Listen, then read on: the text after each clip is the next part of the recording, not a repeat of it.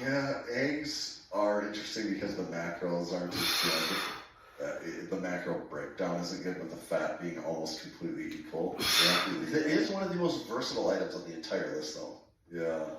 I could almost see it going down to an A, but then I wouldn't like it being just the Graphic Teutainer, so you can get a poster of that, hang it up for people in the put it next to the music one, and everyone will be like, oh, 2 for 2 home runs I did here.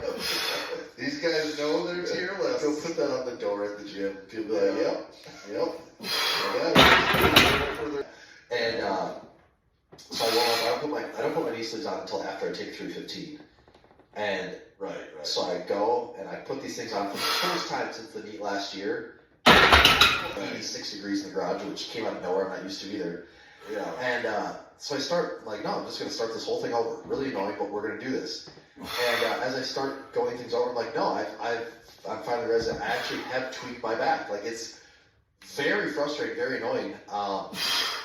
And powerlifters feel like, it's so stupid. It's so dumb. Trying to get their suits right. Yeah, just like, I just want these things to feel the way they felt for the last year, not the way they felt for the last 2 weeks.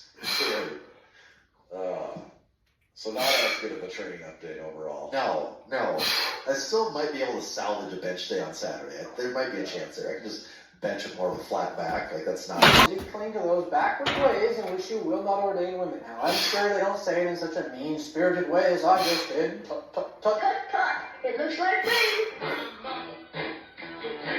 But nonetheless, this is basically what's going on. And so, the Lutheran Church in Zambia was actually struggling with this question and thinking about going in this direction. Well, they asked on the side of others, Mark 12:33.